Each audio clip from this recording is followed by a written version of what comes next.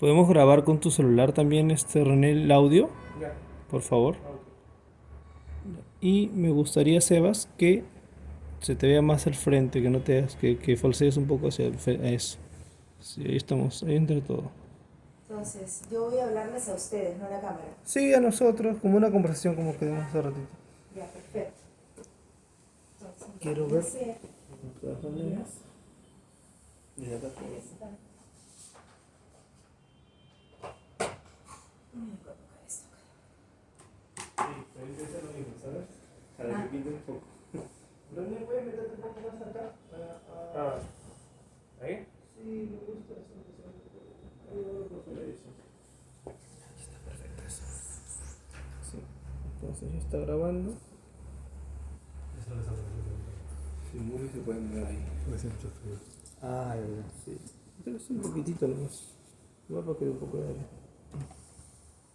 Ya, entonces pon el celular, René, ponlo por acá, el tuyo. Ponlo por acá, para que grabe el audio ya. Ya está, ya está grabando ya. ¿Sí? Listo. Ahí está. Listo. Sí, entonces ya estamos, ¿verdad? Sí. Entonces, Ahí. empecemos. Ya. Buenas noches, Lina Hernán. Buenas noches. Hola Liliana, ¿cómo estás? ¿Qué tal? Gracias por Bueno, recibirnos. Cristian, René. Encantada. Gracias por A recibirnos. ver, vamos a leer un poco su travesía. Es psicóloga educativa y pedagoga teatral. Ha sido artista y directora de teatro para niños y jóvenes. Directora de calidad educativa en educación superior y decana de la carrera de psicología en la Universidad Peruana de Ciencias Aplicadas. Asesora de arte y cultura en el Ministerio de Educación, MINEDU, y evaluadora de proyectos de transformación cultural en el Ministerio de Cultura, MINCULI. Especialista en diseño curricular y metodologías para el aprendizaje a través de las artes. Promotora de creatividad y la innovación. Es conferencista internacional y pedagoga espiritual. Actualmente se desempeña como vicepresidenta del Comité Ejecutivo de la Asociación Internacional de Teatro, Drama y Educación, IDEA.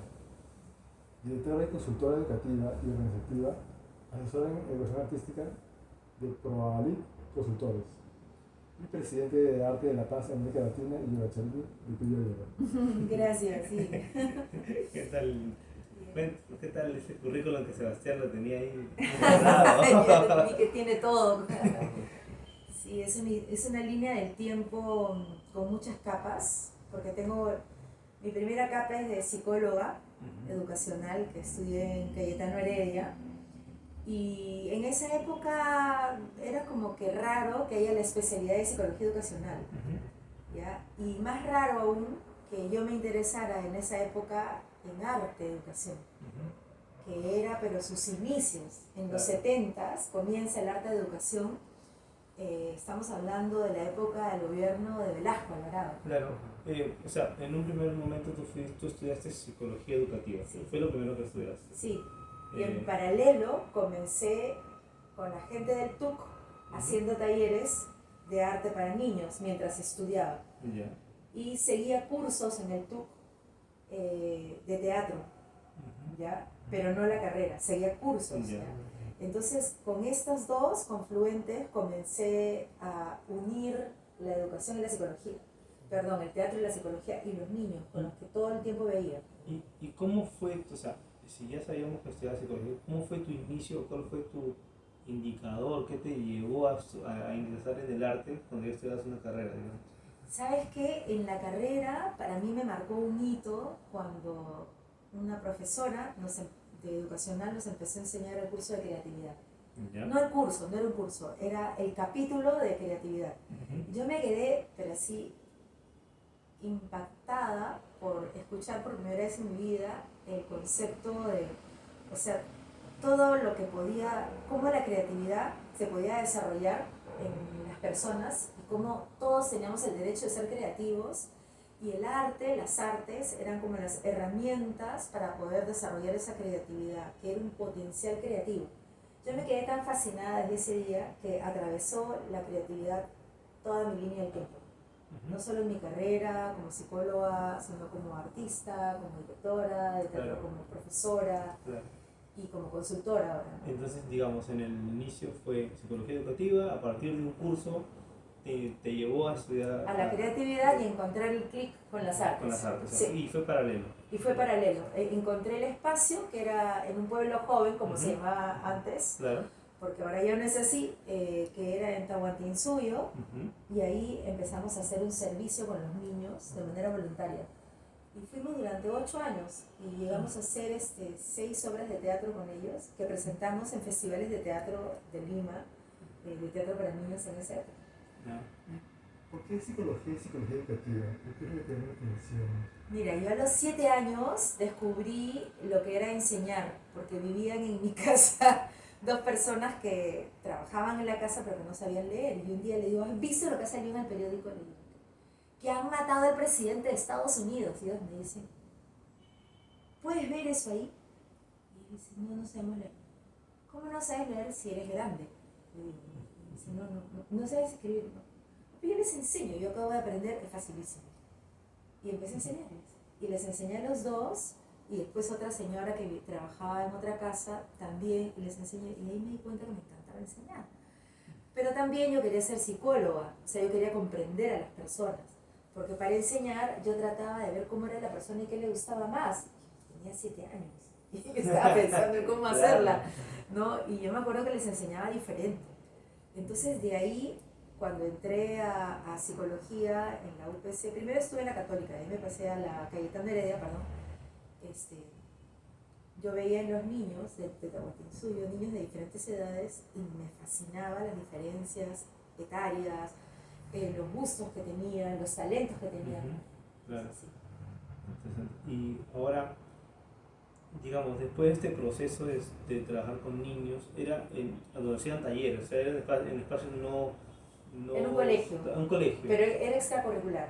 Ya. Sí. O sea, y eran contratados, o sea, era vida social, completamente vida social. Era voluntariado, Voluntariado. ¿no? Durante 8 años voluntariado, hasta que ya yo dejé este espacio y creé mi propia escuela, Ujú. y ahí sí ya había un cobro, ¿no? Por el Claro. monto de los talleres, por la temporada. Y siendo extracurricular, de cierta manera igual tenías que integrar lo que era el currículum del currículum de la EBR, ¿no? Para lo que era en esa época la educación. Entonces era muy diferente a lo que es ahora.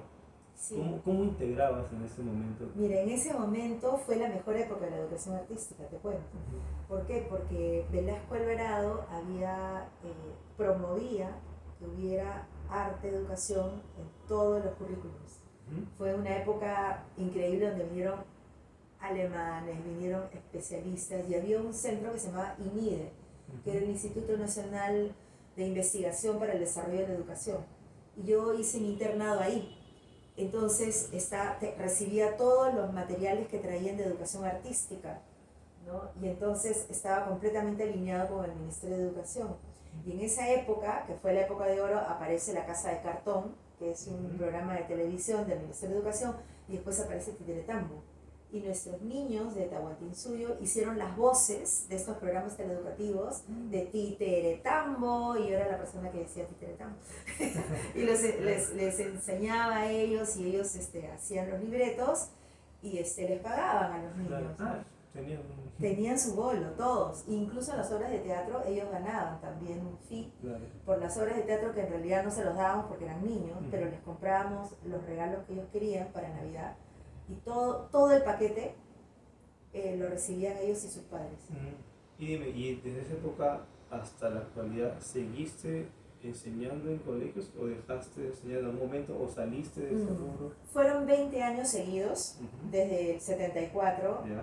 84 hasta el 95, hasta el 96. Ya. Estuve enseñando sin parar, 22 años. Y esos 22 años que hice teatro con niños, pasé por escuelas de teatro que yo creé. La primera se llamó El Sapito Verde, que estaba en mi casa. La segunda fue con el TUC. Hicimos la escuela de teatro Los Tuquitos, para niños. Después hicimos otra escuela en Rasgos Teatro Taller, que era para jóvenes y niños. Ujú. Y eso fue como una escuela de 3 años de teatro para formarte. Después hicimos la escuela de teatro Integrarte, ¿ya? Que era Arte para Descubrirnos. Esa ya fue mía propiamente y es la que más tiempo duró, y tenía un nido también de educación Claro. privada. todo ese tiempo trabajé alineada con los currículums del Ministerio de Educación. Sí, y mis propios principios, ¿no? Porque habían épocas en donde el currículum pertenecía al área de comunicación, otras que pertenecía al área de religión, otras que pertenecía al área de deporte, entonces sabes que variaba, nosotros nos quedábamos con lo mejor, sobre todo que lo nuestro era extracurricular, que no teníamos que ceñirnos completamente. Y de hecho la idea en esa época del TUC también se estaba iniciando, no tenía recién 20 años, creo, se estaba formando en la escuela. La escuela del TUC ya tenía sus años, pero sí, eran sus primeros años del TUC, definitivamente. Y los tuquitos hasta ahora persisten con Jerry Galarreta, con quien empezamos también la espumita, que se llamaba en Tahuantinsuyo.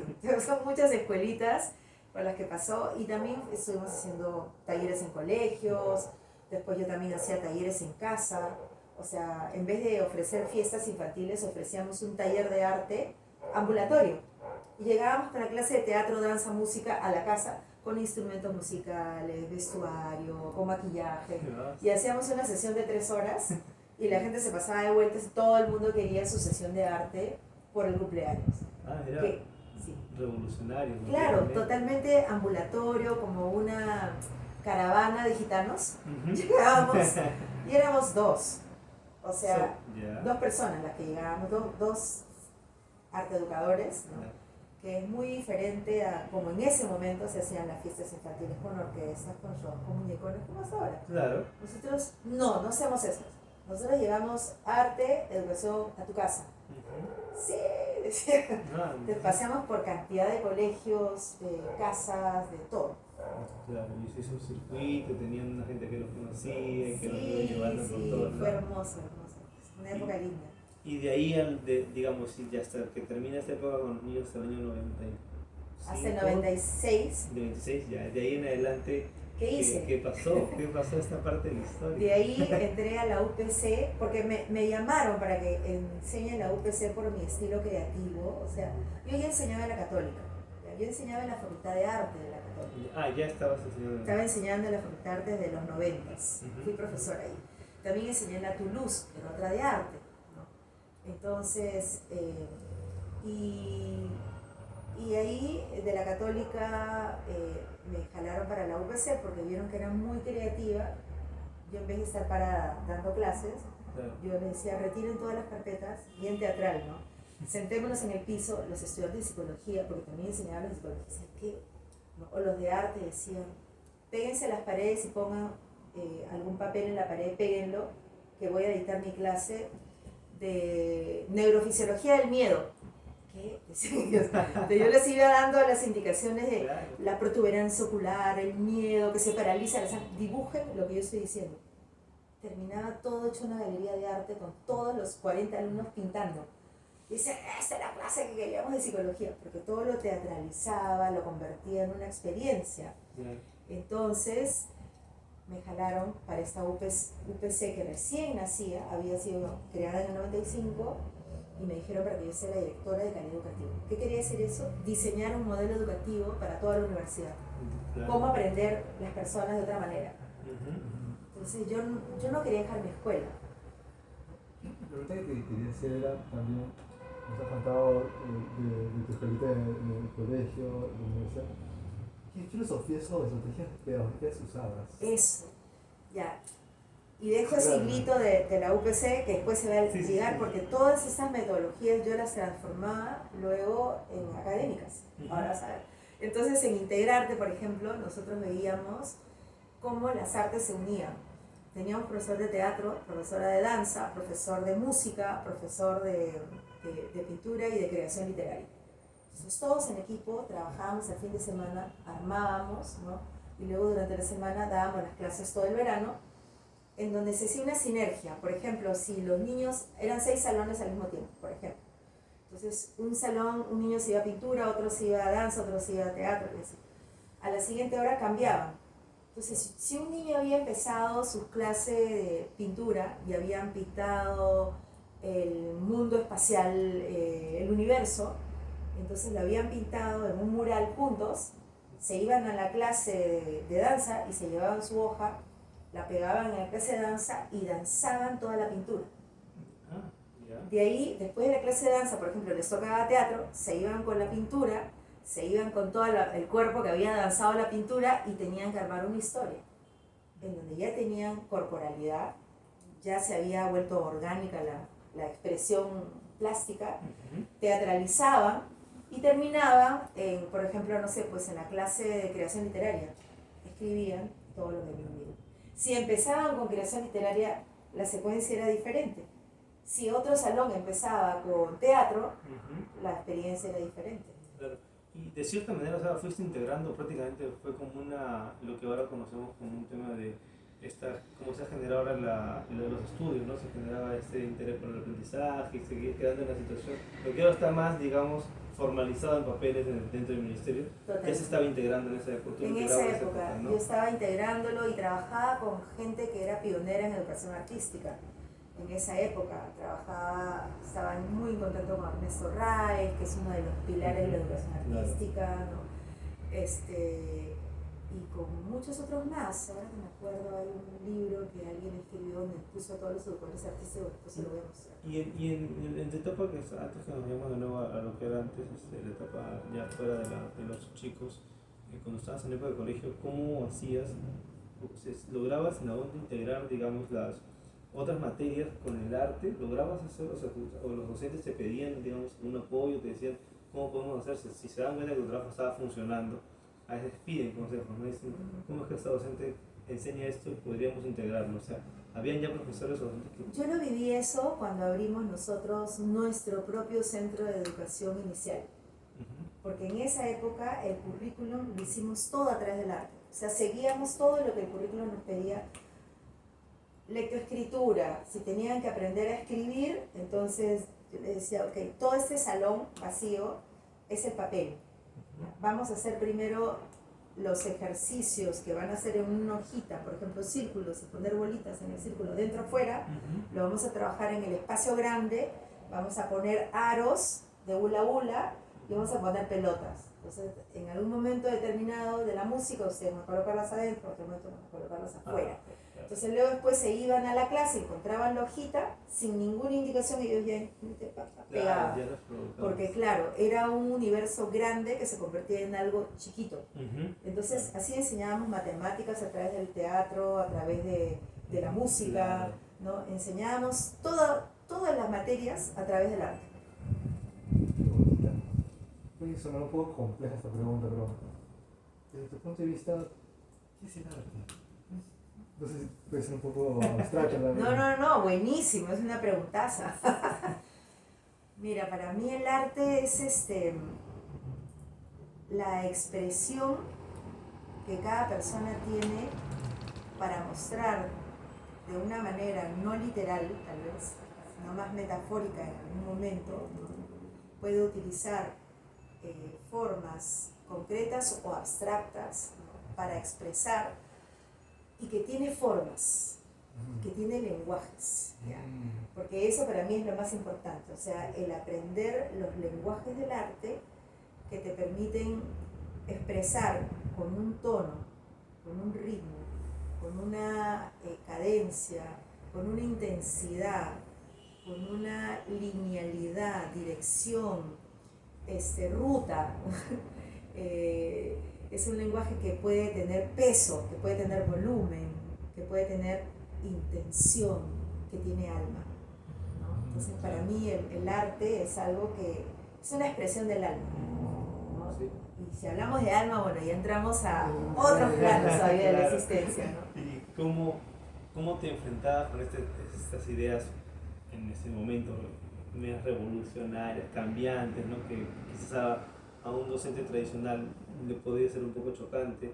¿Cómo te enfrentabas a estas situaciones en que, digamos, vengo con esta metodología, vengo con estas formas que estoy yo creando y prácticamente son hasta para ti eran una experiencia de creación, ¿verdad? Sí. ¿Cómo te enfrentabas a ello? ¿Qué pasaba? ¿Sabes qué? ¿Sabes cuál era la puerta de entrada con la cual me recibían siempre con los brazos abiertos y me invitaban a congresos, me invitaban a cuanta cosa hacía? La creatividad. Esa era la puerta. Porque cuando yo entraba con ¿quieres que tus estudiantes sean creativos? Ok, entremos por acá. Entonces para mí la creatividad se convirtió en una puerta, en otro lenguaje ¿no? En la posibilidad de, yo les decía, si algo, por ejemplo, nuevo, o sea, la creatividad es la posibilidad de combinar cosas nuevas y transformarlas en algo distinto, ¿no?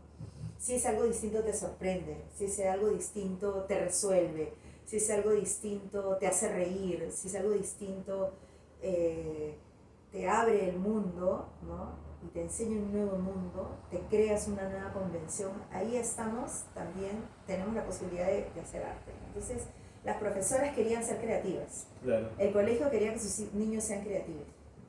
El mejor camino al arte. Claro. Y no importaba. Sí. Yo acá tengo una... ¿cómo se trabaja con la frustración de los niños en los colegios cuando hacen cosas que ellos sienten que no? O sea, que como que hacen varias cosas, hacen canto, no sé si canto, hacen teatro, hacen dibujo, y si es que un niño siente que es malísimo dibujando, ¿cómo se trabaja con esa sensación? Buenísimo lo que me traes.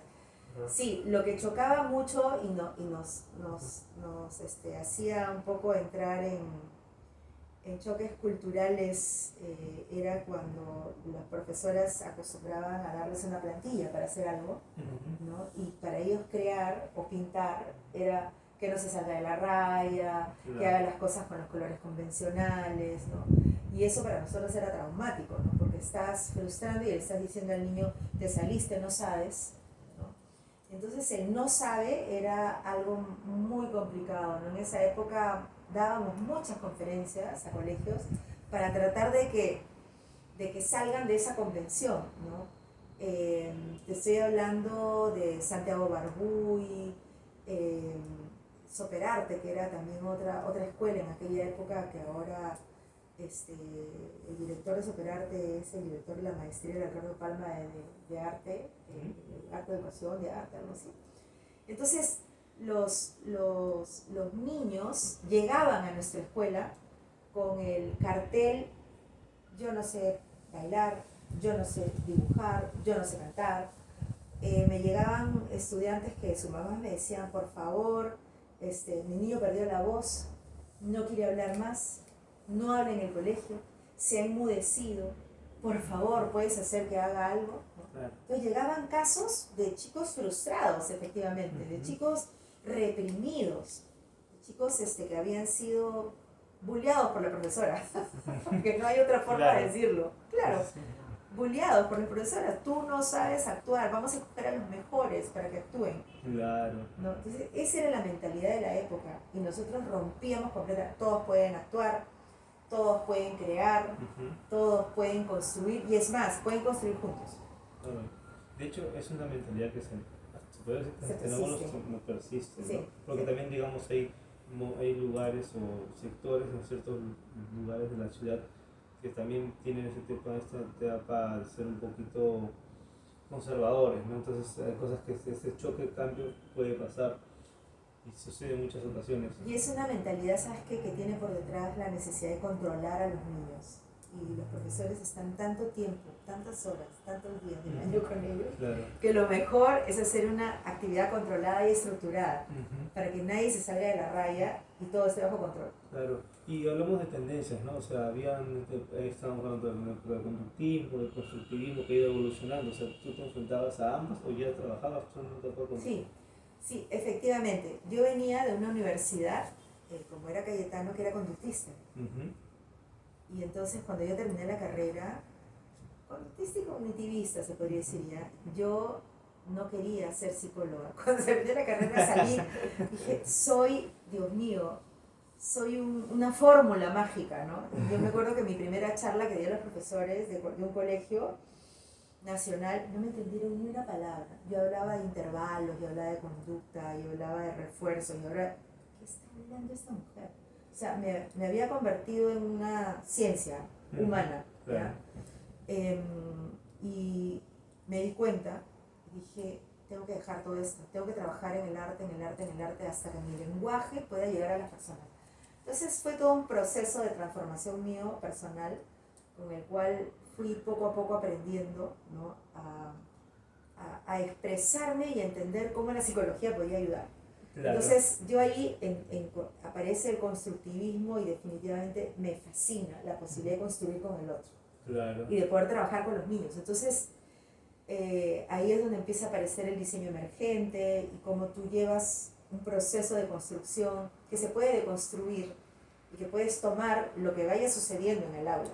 Para esto, todo esto, te estoy hablando todo lo que sucedió hasta el 96.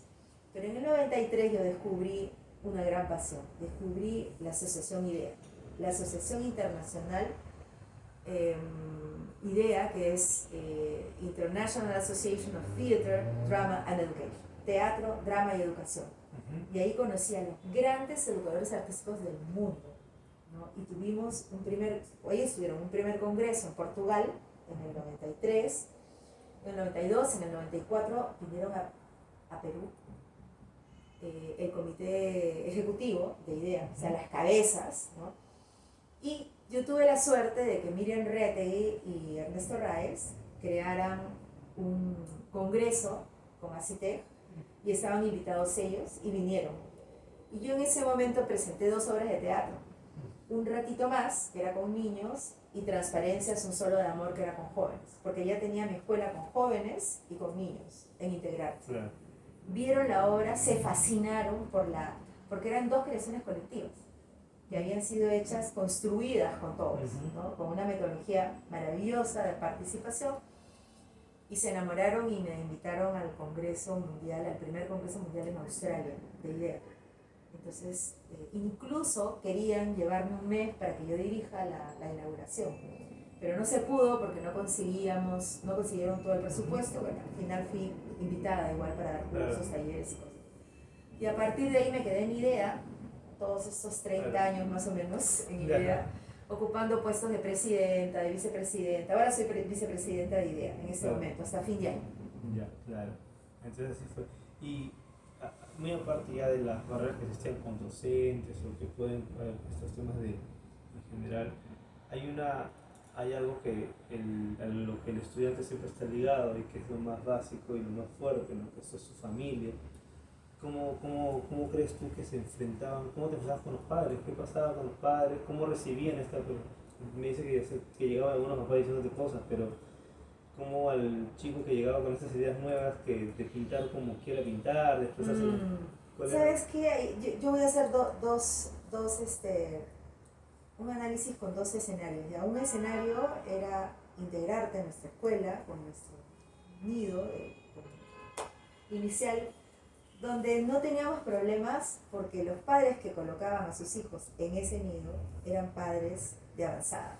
O sea, eran padres que querían, que adoraban las artes, ¿no?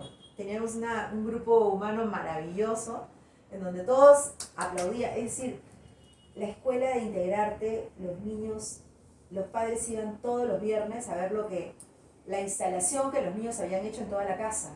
Porque nosotros transformábamos la casa artísticamente dependiendo de los temas que tenían que trabajar en educación inicial. Entonces eran nuestros aliados. Pero en paralelo trabajábamos, hacíamos cursos, cosas en colegios en donde los padres, o asesorábamos colegios donde los padres no entendían, querían que no le dedican tiempo al arte, querían que le dediquen más tiempo a las matemáticas, que estaban en contra de mi hijo no pinta bien, no actúa bien, por favor fuérzalo para que haga algo, con metodologías completas, con expectativas muy verticales con relación al arte, ¿no? Y también con el tipo de obras que escenificaban y ese tipo de cosas, o una actuación y a llenarse de vestuarios luminosos, o sea, competencia de ropas, de ahí no pasaban en los colegios. Entonces nosotros entrábamos a asesorar y revolucionábamos, tratábamos de que el colegio empiece a abrir mentalidad, teníamos que darse a padres de familia. Claro, y estamos hablando de una época en la que estabas, si me comentas que estabas de 70 hasta el 90 y tantos, has pasado por la época del conflicto interno, has pasado por todo este proceso complicado. Terrorismo en plenos talleres. Claro, o sea, era toda una revolución. Era una época muy difícil para hacer teatro, para enseñar teatro, para hacer funciones de teatro, como la cantidad que hacíamos, ¿no? Porque la expresión era una de las cosas más riesgosas que había. Claro. ¿No? Nuestros amigos y todos nuestros círculos de gente, éramos gente que nos cuidábamos mucho. Ahí yo me pregunto, ¿cómo se reconduce un chico conflictivo? No sé si han trabajado ustedes con muchachos difíciles, Sí. con muchos problemas. ¿Cómo se lo reconduce a que trabaje en clases, a que haga? ¿O es fácil, es difícil? ¿Qué tanto? Para nosotros los niños era como que había de todo, y ese de todo hacía que esa diversidad sea importante, sea interesante. Entonces, si habían niños, por ejemplo, yo recuerdo, hay un director muy conocido, que no voy a decir quién es, pero que fue alumno nuestro, y era un chico, pero extra, hiper activo, dominante, que conducía todas las cosas de una manera impresionante, y nosotros le dábamos un poco ese rol también, para que canalice. Por supuesto, tenía un potencial increíble, ¿no? O sea, es un gran director que ha hecho cantidad de obras y bueno, entonces la cosa era que nosotros siempre teníamos una mirada distinta del chico. Nos han llegado chicos obsesivos, compulsivos, o sea, con problemas así de las cosas, ¿no? O sea, de todo, ¿ya? Niños que habían sido reprimidos por sus padres y que decían, no lo voy a hacer, ¿por qué? Porque si no mi mamá me corta la pata. ¿Cómo que te va a cortar la pata? Me ha dicho que me va a cortar la pata si no lo obedezco. No puede ser. O sea, eran cosas así que llegaban también, o sea, llegaban chicos con graves problemas. El niño mudo, que nosotros qué hacíamos, por ejemplo, con este niño mudo, ¿no? Que se quedaba en un rincón y no hacía nada durante meses, durante 2 meses, no participó en nada. Nosotros simplemente lo llevábamos, nunca lo atacábamos, nunca le exigíamos, pero siempre le dábamos afecto, le decíamos, ¿te gustó? ¿Te gustó lo que viste? ¿Cómo te sientes? Siéntate acá, escoge el papel que quieres y ya. Y un día, en pintura era el único lugar donde él hacía algo. Escogía la cartulina que quería, él escogía la negra, agarraba una témpera, no, un pastel en blanco y pintaba un tronco con un arbolito, un cerro y nada más. Y me lo entregaba. Tenía como una docena de esos, no sé. Y yo lo pegaba así con un amor, lo miraba con él, veía si había alguna pequeña variación y nada más. Confianza, amor. Hasta que un día dibujó el arbolito, el cerro y encima del cerro dibujó una persona. Y yo digo, ¡ah! ¿Qué pasó? Y me dice, aparecí.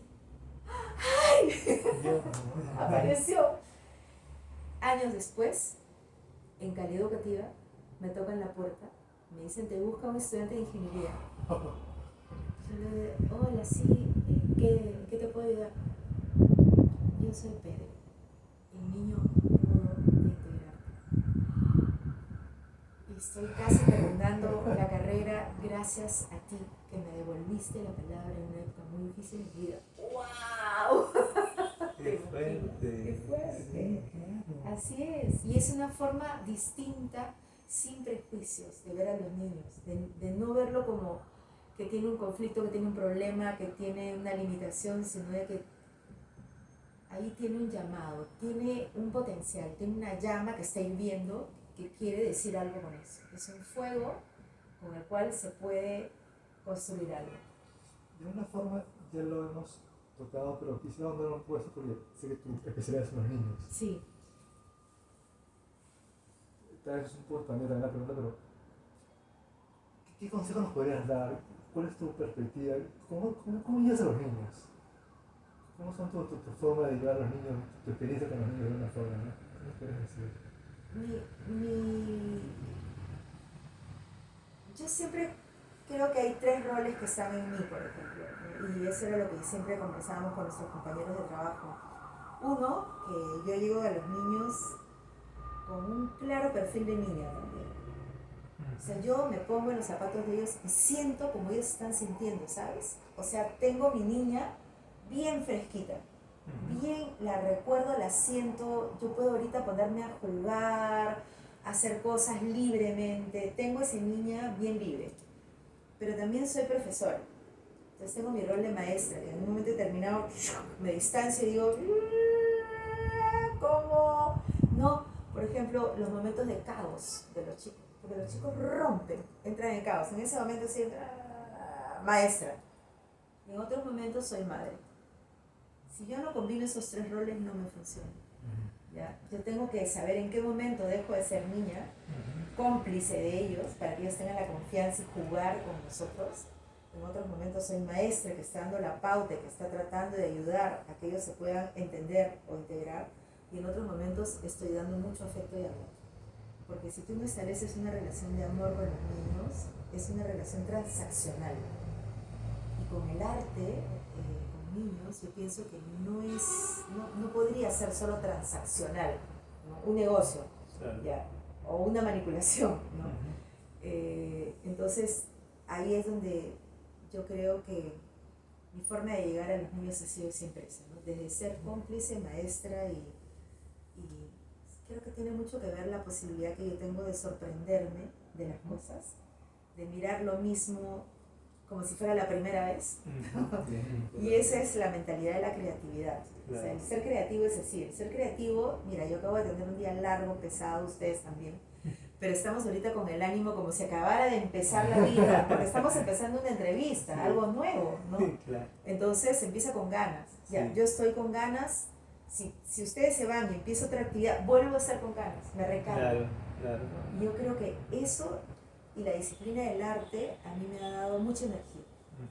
Mucha energía. La disciplina del arte y bueno, la meditación y todas otras cosas que hago. Está bueno. Déjame verificar si sigue todavía como está. Sí, de repente un minutito. se acabó hace No, rato. no, está bien. Yo estoy viendo que está bien, pero igual quiero confirmarlo por si acaso. ¿Por qué de atrás? ¿Qué tiene atrás?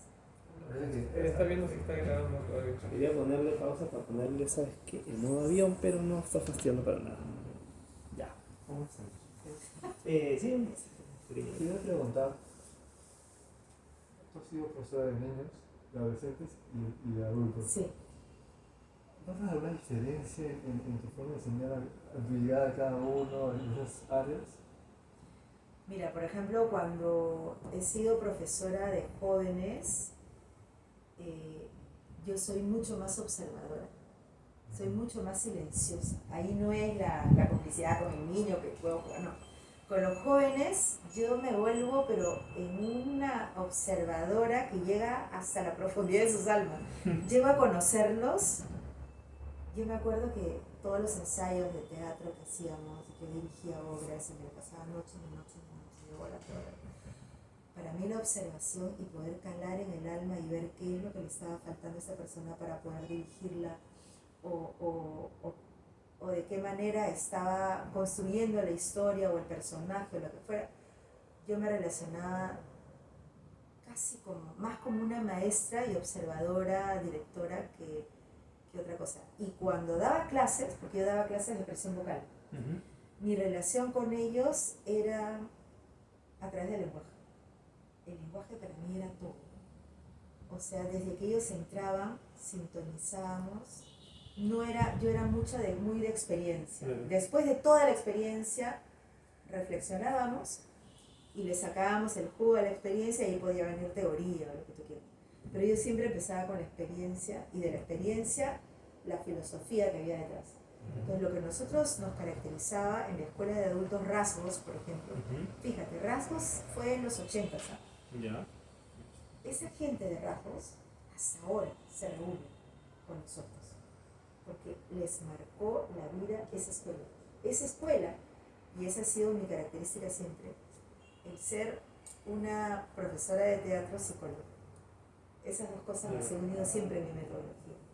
Entonces, tratábamos de que ellos se formen entendiéndose a sí mismos y integrándose entre ellos.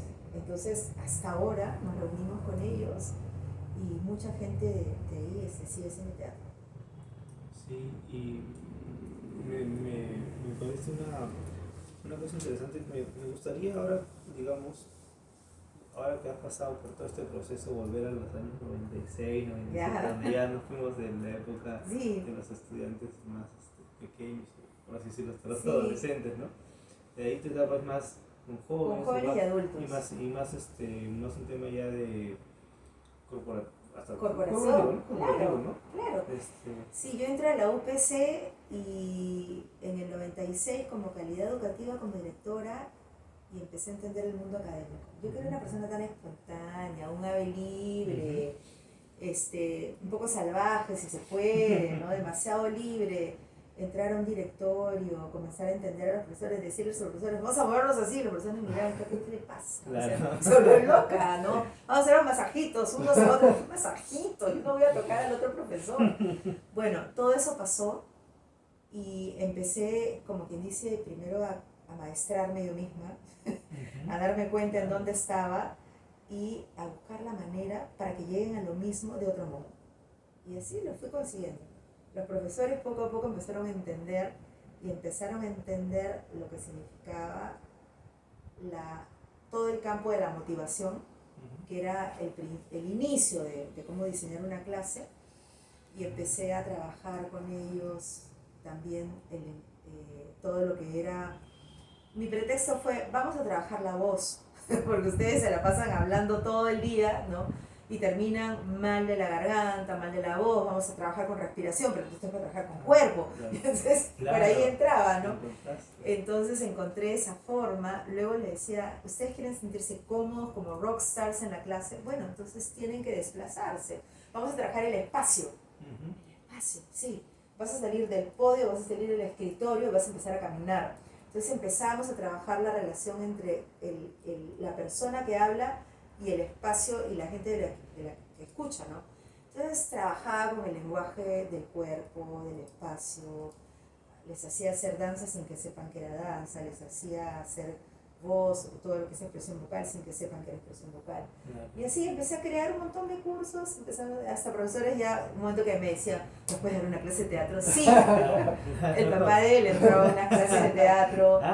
Sí, también. Y luego en el 2005, ya en la UPC bien posicionada, conozco a Sebastián. Desde esa época, en unos talleres de arte que estábamos haciendo extracurriculares, porque creé, por supuesto, una línea de talleres extracurriculares que ofreció Vida Universitaria, que era parte de calidad educativa. Entonces ahí fue que creamos toda una línea de arte para todos los estudiantes y hacíamos funciones, y teníamos a Carlos Tolentino, una época, ¿no? Un gran director, del que sacó un libro hace poquito, y él hacía unas intervenciones en los jueves culturales de arte realmente. Porque Carlos llegaba de Italia. Claro, llegaba de Italia. Todo este bagaje con todo ese sus bagaje. ideas. Y él era el director de todos los talleres estratégicos, y yo me llevaba gente así increíble allá a la universidad. Porque todos mis amigos, o sea, músicos, artistas, llegaban porque yo los traía. Entonces estábamos transformando la universidad en un espacio con alas artísticas, ¿no? Claro, estamos hablando de la UPC. La UPC. De la UPC. Ahí estuve 17 años. Ya. Y me convertí en una académica, en decana, una mujer lúdicamente seria. Ya, artísticamente académica.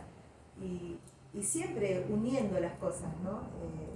Esa posibilidad de enseñar, de integrar psicología con arte. ¿Y llegas al Minedo en algún momento? Sí, al Minedo llego en el 2015, comienzo a entrar. Entré primero a Cineace, que es eso que están acá, que es el Sistema Nacional de Evaluación y Acreditación, que es la que acredita a todas las universidades. Ya, claro. Y ellos me convocan, porque ya les resonaba que yo era la experta en creatividad, en arte, educación y esas cosas, y me piden que organice 4 foros a nivel nacional en las macroregiones, en el norte, Trujillo, en el sur, en Cusco, en la Amazonía, en Pucallpa y en el centro, en Lima, para que convoque a todos los educadores artísticos para escuchar sus voces y ver qué piensan de la educación artística, cómo está la situación de la educación artística. Claro. Y así como se escribe este libro, Huellas, porque realmente marcó una huella en todos ellos, y ellos dejaron una huella en el país, un hito para transformar la educación artística en el país, en el Perú, ¿no? Entonces, luego de la experiencia me dicen, bueno, ahora escribe el libro de toda la experiencia.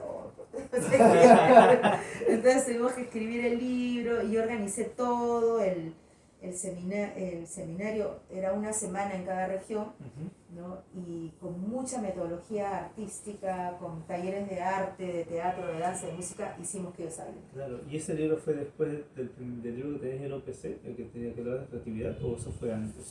Después, creatividad fue primero, en el 2001. 2001. Sí, Ya. ya, y este fue en el 2015.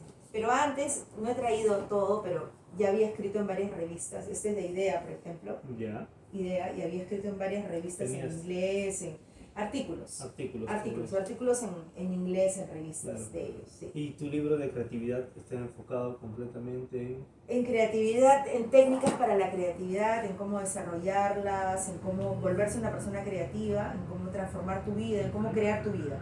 Entonces este libro de creatividad para mí fue una sorpresa porque fue el comercio el que pidió el libro en la universidad, y la universidad dijo: la única persona que lo puede escribir es ella. Dije yo: ¿por qué? ¿No? Y entonces me dijeron: en 3 meses lo escribí. ¿Cómo escribir? 3 meses un libro, yo nunca he escrito un libro. Entonces, pero me dijeron: tú has estudiado la creatividad toda tu vida, ahora junta todo y escribe un libro. Claro. Pero que sea de divulgación, que lo pueda leer cualquier persona, un estudiante de universidad, de colegio, un profesor, un empresario. Entonces se llamaba Innovación para la Vida y la Empresa. ¿Ya? Y entonces el primer año lo sacó el comercio, lo publicitaron en todos los kioscos y me dijeron que iban a ser 30.000 ejemplares. Y yo me desmayé. Dije: ¿qué voy a poder vender ni 100 libros? Y se vendieron. Se vendieron. Sí, tercera edición. Pero esto, Huellas, fue increíble porque conocimos a los educadores del norte, del sur, de la Amazonía, y aprendimos de ellos cómo construían el arte, cómo construían sus conceptos. Y ahí fue que en el ministerio logramos influir de tal modo, porque ellos nos pasaron a nosotros para que seamos parte del equipo que construyó el currículo en el 2016. Y el currículo 2016 comienza con las competencias de arte y cultura, que yo era la cabeza. Exacto. Yo era la asesora. Llegamos. Claro, llegamos. Yo era la asesora nacional de arte y cultura para la construcción de las competencias. Así ya. Ya. Y lo tenía por ahí que de alguna manera tuvo que haber estado en esta parte importante del currículum nacional. Es un momento histórico. Claro.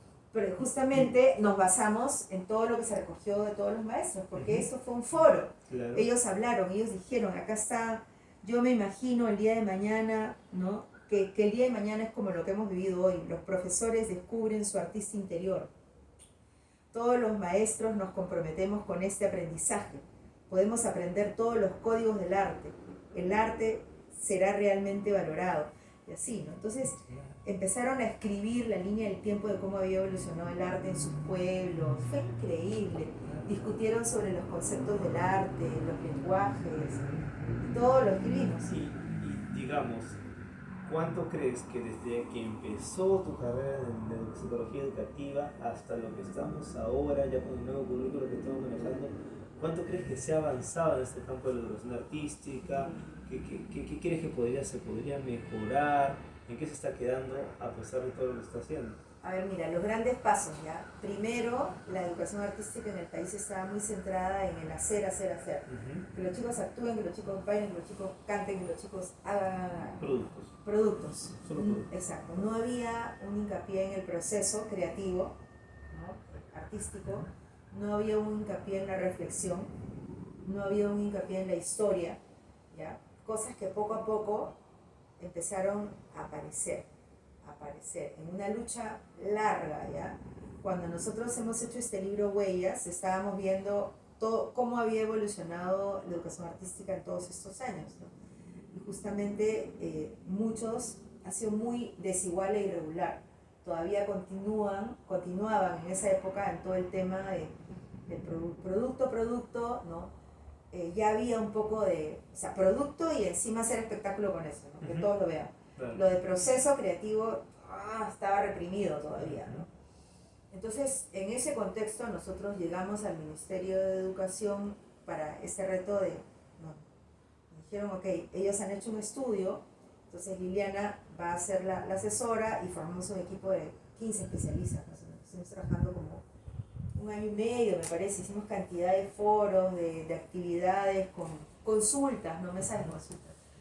Y la perspectiva ahí era que aquí descubrimos la importancia de la cultura en el arte.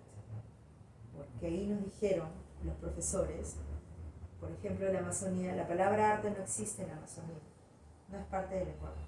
¿Por qué? Porque todo lo que hacemos es arte. O sea, nuestra forma de comer, nuestros rituales, todos esos son artísticos. Entonces, nuestra vida cotidiana es el arte. Tiene mecanismos de expresión que tienen que ver con eso. O sea, cocinamos en un pote, hacemos la caguana, hacemos, o sea, hasta hacer el mambe es un arte, ¿no? Todo eso es arte. Entonces, nosotros somos artistas, pero en el colegio no lo consideran eso un arte. Pero nosotros tenemos danzas, tenemos teatro, tenemos todo eso, y eso no es folclore, eso es vida. Esa es expresión artística, no es folclore. ¿Ya? O sea, el folclore le están llamando una danza que se hace determinada y que incluso ya perdió historia, perdió todo. Entonces ahí empezamos a darnos cuenta de la importancia de la historia, la importancia del contexto, todo lo que era la contextualización, todo lo que era la historia del arte que estaba detrás de cada expresión, ¿no? Empezamos a ver, y la historia del arte no desde una visión occidentalista, ¿no? Sino desde una visión latinoamericana, nacional, ¿no? Entonces ahí es que empezamos a ver que nosotros, si queremos trabajar arte, educación artística en los colegios, tenemos que partir de lo que tenemos y de lo que somos.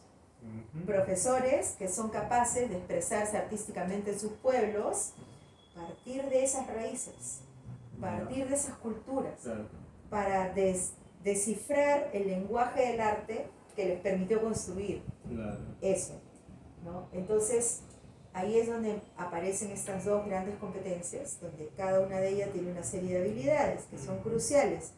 La primera, que está relacionada con la apreciación, ¿cierto? De las manifestaciones artístico-culturales, ¿no?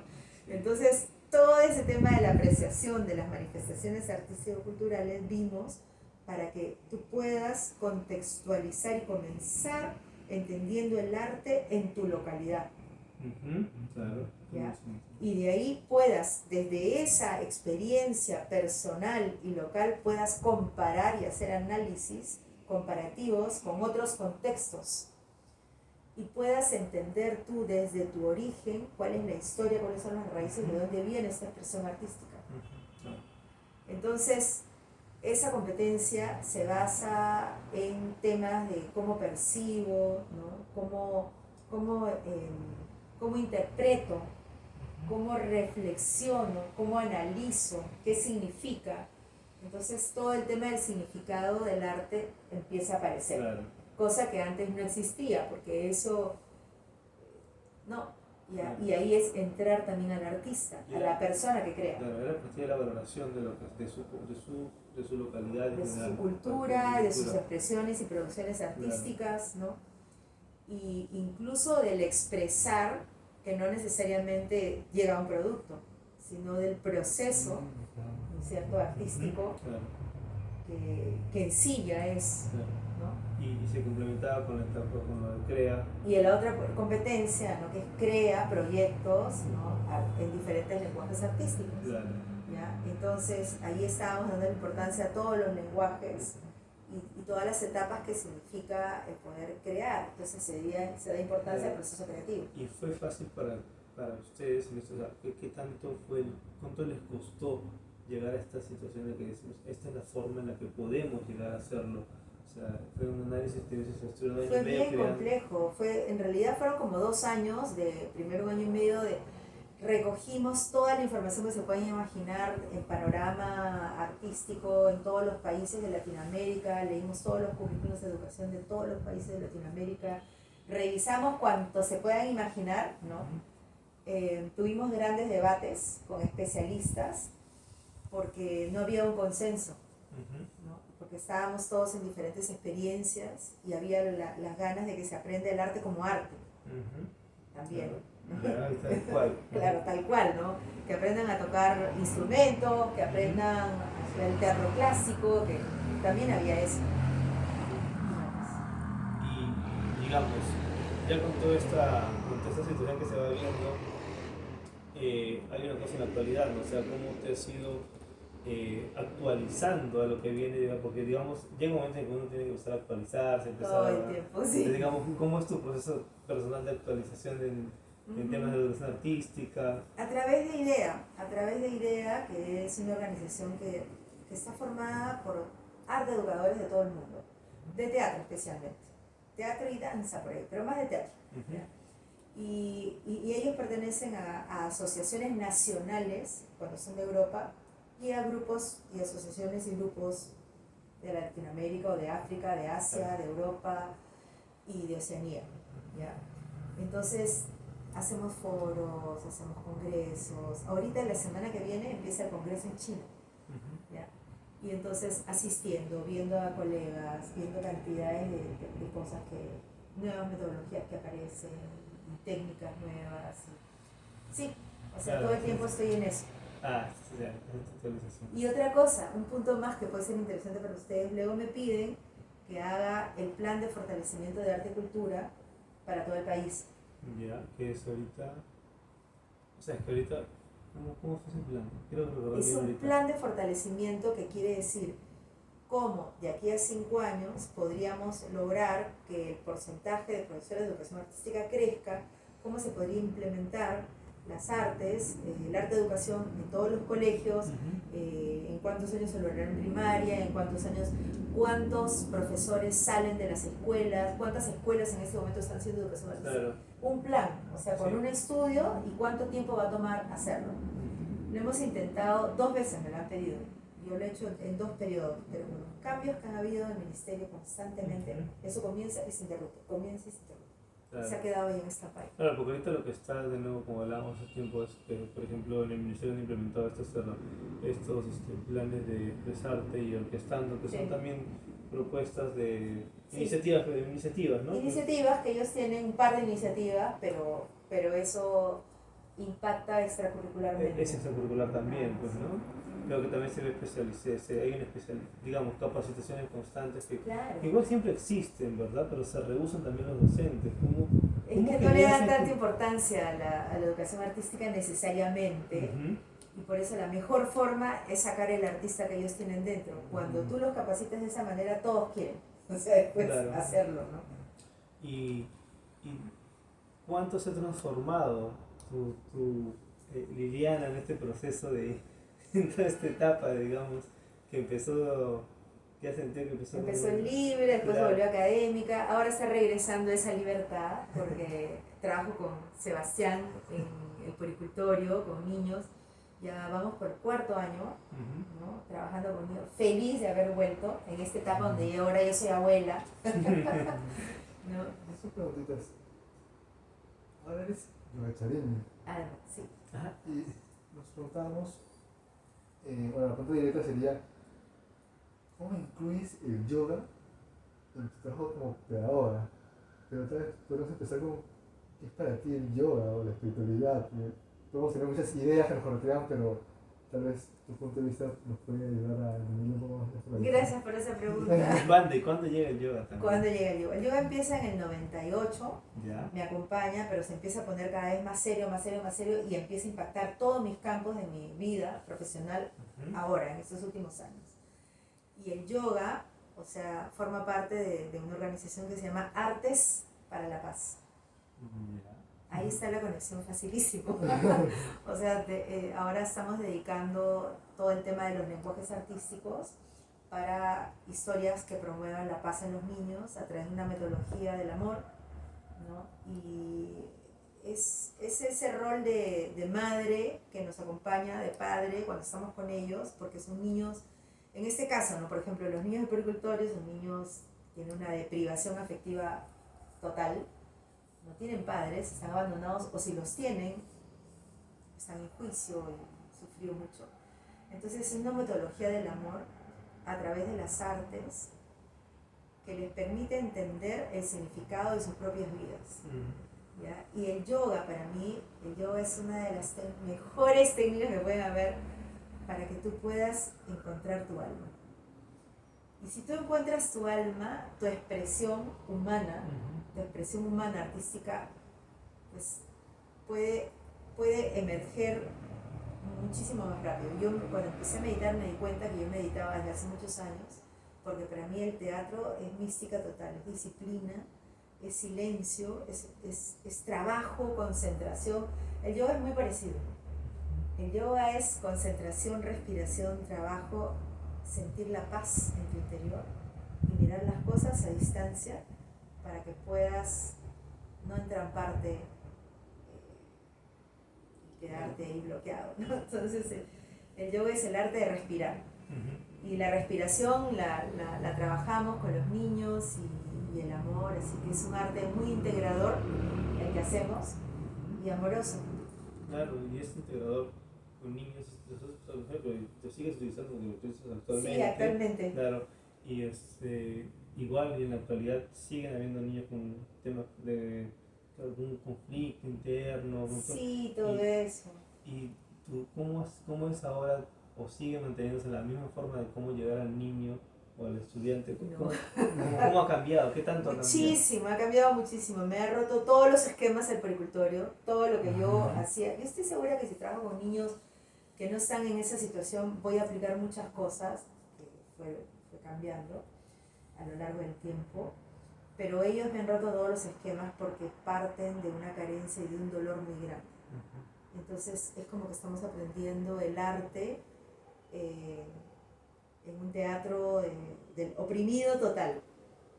¿Ya? Es un teatro del oprimido y en niños, que es muy difícil porque no tiene, o sea, no expresa su dolor, lo exterioriza a través de sus juegos, de su movimiento, de su agresividad, de su ruptura, de su violencia, lo expresa de esa manera. Y cuando entiende todo el poder que tiene el arte, lo expresa a través de su creación, se enamora del arte. ¿Y cuál es el proceso de Liliana para escuchar ahora al nuevo estudiante que llega? ¿Cómo lo recibes?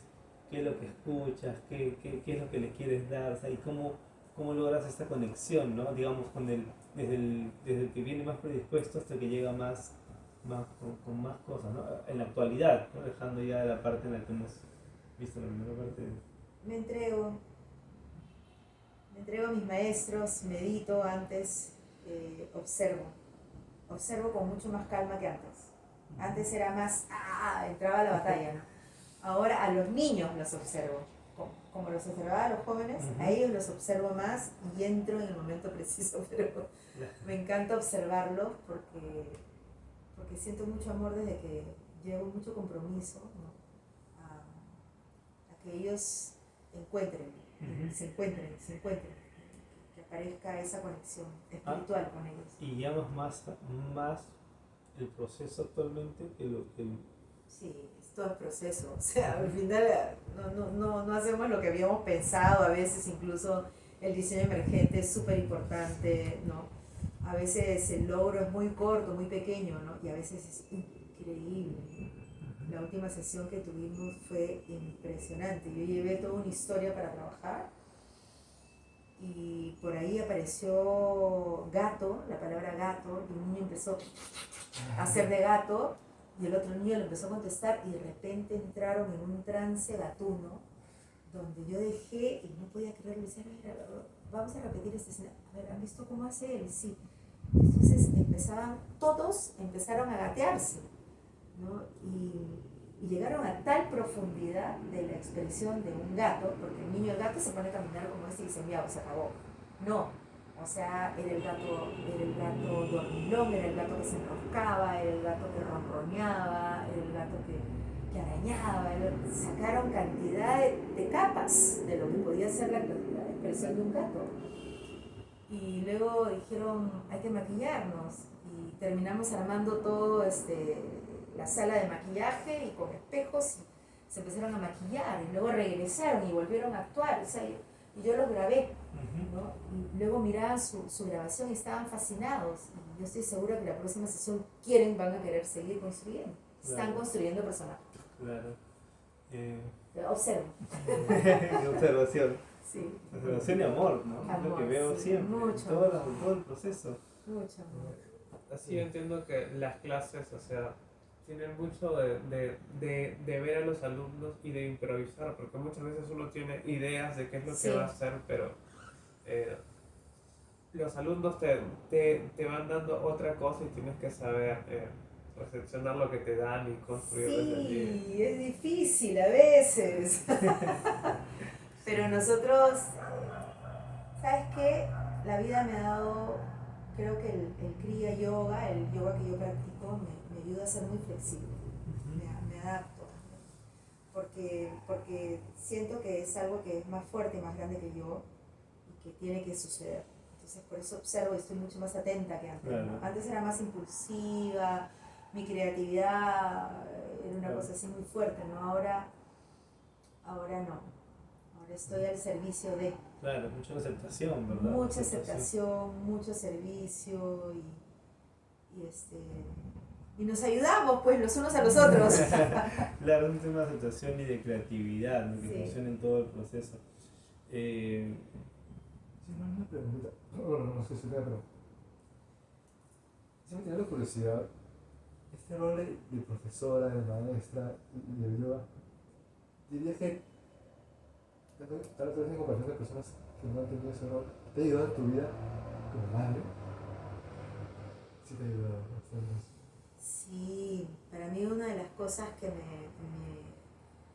justo ayer estaba pensando, ¿no? Qué tranquilidad que siento en la conexión que tengo con mis hijos, por ejemplo, que me ha hecho mucho más reflexiva, ¿no? Y el hecho de aprender a respirar en medio de los problemas, en medio del desierto, para dejarme llevar. Creo que dejarme llevar es una de las cosas más difíciles que me ha tocado aprender en mi vida. Claro. Siempre he tenido mucha confianza. Me han dicho, ¿quieres ser decana? No sé cuánto. Ya. No lo he pensado mucho. ¿Quieres ser yogachairino? Ya. ¿Quieres enseñar en el pericultorio? Ya. Ahorita acabo de empezar un nuevo proyecto que se llama Bloom Learning Studio, que es para enseñar clases particulares a jóvenes. O sea, Claro. me dejo llevar bastante porque tengo mucha confianza en mi destino, ¿no? Ujú. Y en cómo se ha ido, son cosas que van cayendo por su propio peso, Ujú. Claro. que he ido Claro. construyendo, no es que aparezcan así nomás, no, son construcciones que van apareciendo. Claro. Y digamos, ahora, después de. Hay autores a los que debes siempre regresar, ¿no? A los que crees que son los que te han marcado en tu etapa de cómo te enfrentas a estos retos. ¿Cómo dijiste ¿Qué autores? Autores. Bueno, ahora últimamente mis autores son muchos que tienen que ver con la filosofía hindú, con los temas filosóficos, metafísicos que paro buscando. Leo muchos cuentos, me encantan los cuentos metafóricos, ¿no? En los libros que más me han impactado en la educación es Cole, por ejemplo, que es toda la que es aprendizaje a través de la experiencia. Yo me considero una psicóloga, más que educacional, psicóloga del aprendizaje, ¿ya? Paulo Freire me ha calado mucho en mi vida. ¿Cómo se llama? Libros de metodología, de diseño metodológico básicamente. Por ejemplo, creativos también. Claro. O sea, muchos autores que han fomentado la creatividad, pero últimamente pues estoy metida, envuelta en los sufis, en la Bhagavad Gita, en Ramayana, en muchos libros que me llevan a otras dimensiones, que me ayudan a que cada cosa que hago le encuentro otras capas. Y estoy fascinada con la vida desde eso, ¿no? Los libros psicológicos que he leído, pero por cantidad, se han quedado como que me parecen demasiado técnicos, Claro. ¿no? No, Así que estoy más metida en eso. está bueno eso. Bueno, creo que esas son todas las preguntas que Sí. teníamos. Nos hemos ¡Qué sentido barbaridad! No, ni siquiera hacer tantas He preguntas. En hablado realidad, tanto. no, lo que teníamos era menos, pero igual las cosas iban ir dando más o menos esta situación. Un gusto, Porque ha sido, Cristian. sí, en realidad. Ernest, Te Sebastián. agradecemos mucho lo que nos has dicho. En realidad es bastante lo que hemos encontrado en todo esta experiencia, ¿no? Tu viaje completo. Sebastián ha traído, creo, ahí algo para sí. Por supuesto. ¿Qué? Sí, No hay Sebastián, forma. Sebastián se ha ido Ay, mi hasta, Seba. hasta el lugar de donde salen esos. Ha hecho. Ay, por favor, mira qué lindo. Gracias, Dios. Sí, Gracias. un pequeño presente de Sebastián. Ya ven, otra vez Entonces, empieza el día. Uy, qué rico, qué largo. Ilusión de chocolate. Buenísimo el nombre, ¿eh? Genial. Sí, Ya está. eso sería todo con nosotros. Te agradecemos nuevamente con lo que nos has dado. Ojalá con le toda tu sirva. experiencia. Sí, de verdad. Sebastián nos ha hablado tanto. Oh. Tuvimos un poco de temor realmente cuando nos dijo a quién, empezamos a investigar quién era, pues no prácticamente como agentes de la CIA, vamos a ver a quién vamos a Me han hackeado. Y luego dijimos, bueno, o sea, por algo que estamos acá, dijimos, vamos a estar acá. Qué Y lindo. fue la propuesta, ¿verdad? Entonces agradecemos también Sebas, a ti por lo que Encantada. hemos logrado. Gracias. Gracias por a todo. ustedes. Nada, que les vaya bien y que sean unos grandes educadores artísticos. Por favor, cuenten conmigo. Cualquier cosa. ¿Ya? Sí, muchas Ya gracias. está. Listo. ¿Nos tomamos un selfie, chicos?